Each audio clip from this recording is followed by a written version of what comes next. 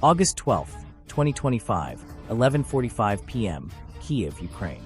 The meeting between Donald Trump and Vladimir Putin was supposed to end the war. For a moment, the world held its breath, expecting diplomacy to silence the guns. But within hours, the silence broke. What began as a fragile handshake dissolved into accusations and defiance. Trump did not wait. He signed an urgent order. Within 72 hours, 27 C-17 Globemaster 3 aircraft thundered into Ukraine. 17 belonged to the U.S. Air Force. The rest pulled from America's rapid deployment reserves. They landed not over weeks, not even over days, but in a wave so sudden, so precise, it left Moscow reeling. No speeches, no cameras, no flags waving in the night. Only the roar of engines, the glare of landing lights cutting through fog, and the echo of hydraulic ramps unloading cargo heavy enough to tilt the balance of a war. Washington called it routine logistics. But the size, the secrecy, and the speed said otherwise. This was not support from the sidelines. This was a move to reshape the battlefield. And what happened next would send shockwaves far beyond Ukraine. The night after the failed summit was heavy with tension. What was meant to be the end of the war became its most dangerous turn. In Moscow, Putin left the table furious, convinced he still held the last word. In Washington, Trump decided to prove him wrong. By dawn, the order was signed. The Pentagon moved at a speed that stunned even seasoned analysts. From Ramstein in Germany, from Dover in Delaware, from Charleston in South Carolina, America's heavy lifters, C-17 Globemaster 3, were fueled, loaded, and airborne. Within 72 hours, 27 giants touched down on Ukrainian soil. There were no announcements, no NATO press briefings, no welcoming ceremony on the tarmac. Only the sound of engines shaking the ground and the sudden flood of headlights as armored vehicles rolled out from under the aircraft bellies. The sky above Ukraine, for a brief moment, belonged entirely to American steel. To Russia, it was a strike against a blind spot they had once believed untouchable. Their radar caught only shadows. By the time Moscow realized, the operation was over. The cargo was already in place, hidden, distributed, ready to move. For Europe, it was a wake-up call. The flames of war were no longer distant. They were at the doorstep. Leaders from Berlin to Warsaw looked at the sudden deployment and understood. This was not symbolic support. This was preparation for escalation. For the world, it was proof that America had chosen a side not just with words, but with action. Trump's decision was swift, calculated, and delivered with precision. His critics called it reckless. His supporters called it decisive leadership. Either way, the message was the same. Washington would no longer watch from the sidelines. In less than 3 days, the battlefield had shifted. Ukraine was no longer a nation, merely holding the line. With 27 Globemasters on its soil, it had become the front line of a new phase in the war. When the first crates were rolled onto Ukrainian soil, the truth of the mission began to surface. This was not food, not fuel, not routine supplies. Each sealed container carried the weight of escalation. Inside were precision-guided Excalibur artillery shells, capable of striking targets with pinpoint accuracy far behind Russian lines. Alongside them, pallets of GMLRS rockets, long-range munitions designed for the HIMARS launchers that had already proven devastating against Moscow's forces. Mobile radar systems, sleek and compact, capable of detecting incoming drones and missiles in real time, were quietly deployed. Field hospitals and encrypted battlefield communication units hinted at something deeper. Preparation not just to defend, but to sustain an offensive. Whispers spread among European defense analysts. Some suggested the cargo included more than weapons. Rumors pointed to small teams of elite American operators, special forces without insignias, invisible on official reports. Their mission would not be to fight head-on, but to guide, train, and ensure that Ukraine's new arsenal was used to its full effect. If true, it meant America had moved from distant support into direct operational influence. NATO headquarters responded cautiously. Official statements called the mission a reinforcement of Ukraine's resilience. But behind closed doors, generals recognized it for what it was, a calculated shift of posture. No longer just logistics, but a hand placed firmly on the battlefield itself. In Moscow, the anger was immediate. To Putin's commanders, this was nothing short of a humiliation. The rapid surge of 27 aircraft, landing without resistance, exposed gaps in Russia's surveillance and control. It was a strike at their pride, a challenge to their assumption that they dictated the pace of this war. Across Europe, the mood was sharper. For months, leaders had wondered if America's will was fading. Now, the message was unmistakable. Washington was not pulling back, it was stepping forward. To the Allies, it was reassurance. To the enemies, it was a warning. And for Ukraine, it was transformation. Within 72 hours, their defensive struggle began to take on the shape of an offensive capability. The tools arriving were not built to hold ground. They were designed to seize it. The war had entered a new rhythm, one set not by Moscow's timetable, but by America's silent hand. By the time Moscow pieced together what had happened, it was too late. The 27 Globemasters had already vanished back into the night, leaving only the silence of their footprints, and an arsenal planted deep inside Ukraine. Russia's commanders stared at their screens in disbelief. The operation had unfolded beneath their eyes, and they had missed it. What emerged next revealed the scale of America's precision. Each landing site had been fortified in advance. Mobile air defense batteries, possibly NASAMS or IRIS-T, ringed the runways. Surveillance drones patrolled the skies. Quick reaction forces, elite units trained to move in minutes, stood ready at every perimeter. These were not temporary supply drops. They were secure, layered fortresses built to last. Europe's analysts called it a chess move. Not just a delivery, but a message.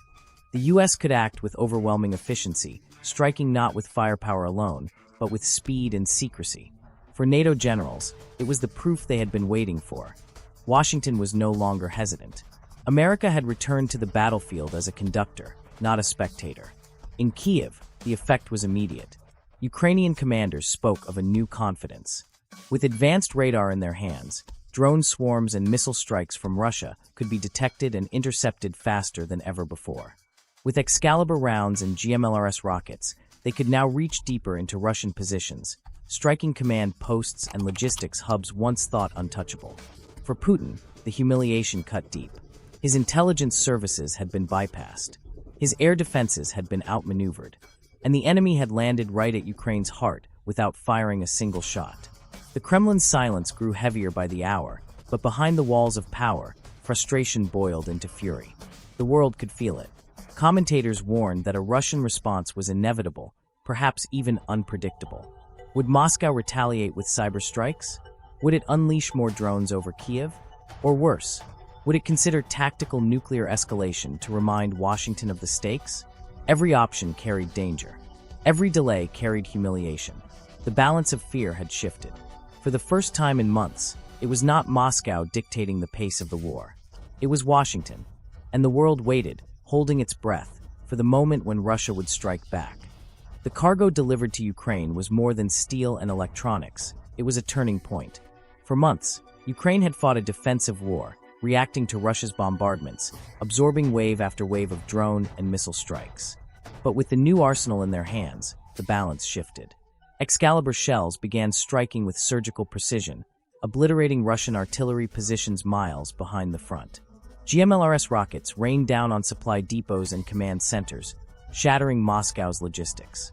Mobile radar units lit up the skies, detecting incoming threats and guiding interceptors with deadly accuracy. What once took minutes of confusion now took seconds of response. Even more unsettling to Russia was the invisible hand guiding these weapons. Reports whispered of small American teams embedded in the shadows. Not on the front lines, but in the command tents, teaching, calibrating, ensuring every shot counted. Their presence was never confirmed, but the efficiency of Ukraine's sudden leap in capability spoke louder than any official admission. For Russia, the message was devastating. The assumption that they could control the rhythm of this war collapsed. Every time a supply convoy was hit, every time a drone strike failed to penetrate, the question echoed in Moscow. Had America already joined the fight, not with divisions, but with precision? In NATO's halls, the mood was cautious but resolute. Analysts warned that Russia's next move might not be conventional. A desperate Kremlin could turn to asymmetric warfare. Cyber attacks on Western infrastructure, coordinated strikes across Europe, or the unthinkable, deployment of tactical nuclear weapons to remind Washington of its red lines. Yet the longer Moscow hesitated, the clearer the picture became. America had set the pace. Trump's decision had given Ukraine not only weapons, but momentum. For the first time since the invasion, Russia was reacting, not dictating. The war was no longer a stalemate. It had entered a phase where one misstep, one miscalculation, could ignite consequences far beyond Eastern Europe. And still, the question lingered. Was this America's silent victory, or the spark of something far more dangerous? By the time the last C-17 Globemaster lifted off into the night sky, the battlefield had changed. Ukraine was no longer simply resisting, it was preparing to strike. The silent convoy of American airlift had rewritten the rules in just 72 hours. In NATO's corridors, the shift was clear. Commanders spoke of renewed confidence, of a front line no longer collapsing but stabilizing, and even pushing forward. European leaders, once fearful of abandonment, now saw in Washington a hand that moved faster and struck harder than anyone expected. For allies, it was reassurance. For adversaries, it was intimidation. In Moscow, however, the silence was darker. Analysts debated how long Putin could wait before responding. Some predicted massive drone swarms against Kyiv. Others warned of coordinated cyber attacks designed to cripple Europe's power grids. And the most alarming whispers suggested Russia could test the boundaries with tactical nuclear drills, a show of defiance meant to remind America of the stakes. But whether Moscow acted tomorrow or a week from now, one fact was undeniable. The rhythm of this war no longer belonged to Russia. It belonged to Washington.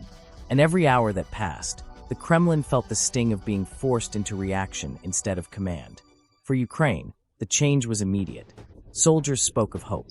Civilians, weary from years of bombardment, felt that perhaps the tide was finally turning. The new systems gave them reach, gave them protection, and gave them the confidence that the United States was not only watching, but fighting in their corner. The world, however, saw more than hope. It saw risk. A conflict once thought containable had just accelerated. 27 planes, 72 hours, and a shipment cloaked in secrecy had taken the war into uncharted territory. What came next was no longer a question of whether the war would end, but of how far it might spread. As one European analyst warned, this was not just logistics. It was escalation, executed with precision, and Moscow will not forget. And so the world waited uncertain, watching a war that had just stepped out of the shadows into a new and perilous phase. In less than 3 days, the war in Ukraine shifted from stalemate to escalation. What began as a failed handshake between Donald Trump and Vladimir Putin ended with 27 American C-17 Globemasters roaring across the night skies, their cargo reshaping the battlefield. There were no parades, no speeches, no flags fluttering on runways. Only the silence of secrecy, the hum of engines, and the cold precision of steel being unloaded under the cover of darkness. Washington called it routine logistics. Moscow called it provocation. But the world saw something different, the return of decisive American power. For Ukraine, it was hope forged in steel. Precision shells, guided rockets, mobile radars, encrypted communications, all arriving faster than anyone imagined. These were not supplies meant to prolong survival. They were instruments designed to change the tide, to strike deep, to turn defense into offense. Soldiers at the front spoke of a new confidence. For the first time in months, they felt that Russia was no longer dictating their fate. For Europe, it was a siren in the night. From Berlin to Warsaw, leaders realized the flames of war were not fading, they were creeping closer. The deployment of 27 aircraft in 72 hours was more than a demonstration. It was a warning. America could act swiftly, silently, and decisively. And when it did, the world had no choice but to catch up. For Moscow, it was humiliation. Putin's intelligence agencies had been bypassed. His commanders were left scrambling, their blind spots exposed. Every minute that passed without a response deepened the wound. The Kremlin knew the world was watching, waiting for the inevitable counterstroke. And for America, it was a reminder of who it is. A nation that does not send warnings, but action. A nation that can move steel and resolve across oceans in silence, striking not with spectacle, but with precision. Critics called it reckless. Supporters called it leadership. But to history, it will be remembered as a moment when America once again proved that its reach is unmatched. Yet with that reach comes risk. The question now is not whether Russia will respond, but how. Will it be cyber warfare against Western grids? Drone swarms over Ukrainian skies? Or something far more dangerous, an escalation that threatens the balance of the entire world? Because one thing is certain, Moscow will not forget. And the silence after the Globemasters departed may be more dangerous than the roar of their engines. So, what do you believe? Did Washington just save Ukraine from collapse? Or did it light the fuse of a global conflict that no one can stop? This is not just a story of logistics.